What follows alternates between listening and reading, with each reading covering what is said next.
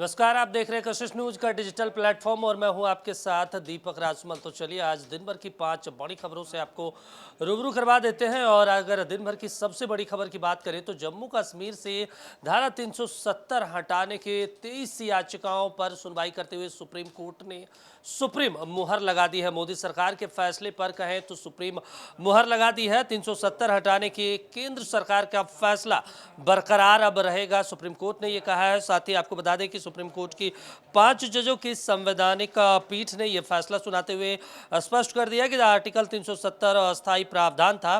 संविधान के अनुच्छेद 1 और 370 से स्पष्ट है कि जम्मू और कश्मीर भारत का अभिन्न अंग है। साथ ही सुप्रीम कोर्ट ने कहा कि भारतीय संविधान के सभी प्रावधान वहां लागू हो सकते हैं।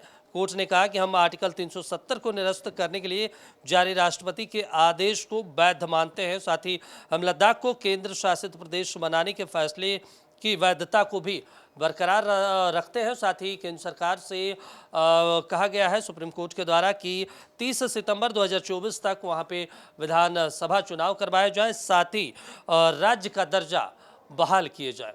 और क्षेत्रीय परिषद की बैठक केंद्रीय गृह मंत्री अमित शाह की अध्यक्षता में की गई थी, जिसमें इस बैठक में अगर कहें तो 4 राज्यों के प्रतिनिधि शामिल हुए थे। साथ ही बिहार से अगर बात करें तो बिहार के मुख्यमंत्री नीतीश कुमार इस बैठक में शामिल हुए थे। तेजस्वी प्रसाद इस बैठक में शामिल हुए थे।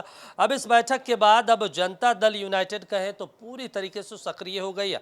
जनता दल यूनाइटेड यानी जेडीयू के दफ्तर में आज ताबड़तोड़ बैठक देखने को मिली है। उसके बाद मुख्यमंत्री आवास में भी एक बड़ी मीटिंग बुलाई गई थी, जिसमें पार्टी के तमाम बड़े नेता शामिल हुए थे। वहीं जानकारी के मुताबिक अगर बात कर ले तो नीतीश कुमार की अध्यक्षता में हुई इस बैठक में सांसद और विधायक शामिल हुए। गौरतलब है कि जेडीयू दफ्तर में प्रदेश अध्यक्ष उमेश कुशवाहा ने एक बैठक की। बैठक के बाद उमेश कुशवाहा ने बीजेपी को चेतावनी देते हुए कहा कि इस बार के चुनाव में बीजेपी को समझ आ जाएगा, हमारे नेता जो बोलते हैं वही करते हैं। वहीं प्रधानमंत्री मोदी और गृह मंत्री अमित शाह की तरह प्रवचन नहीं देते हैं, उमेश कुशवाहा ने कहा। साथ ही उन्होंने कहा कि 2024 में बिहार में सभी लोकसभा सीटों पर महागठबंधन की जीत होगी। लगातार झारखंड के मुख्यमंत्री हेमंत सोरेन अलग अलग जिलों का दौरा कर रहे हैं। आज उनका दौरा का जो एक कारवा है वो बोकारो पहुंचा।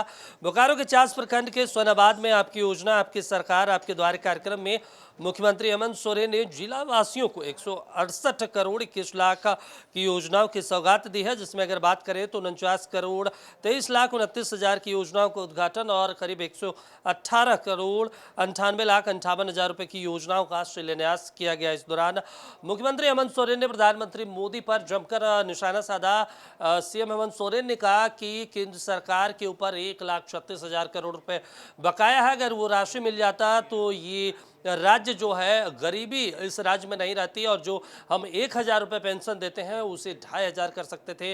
और साथ ही यहाँ पे 10 लाख युवाओं को नौकरी दिया जा सकता है।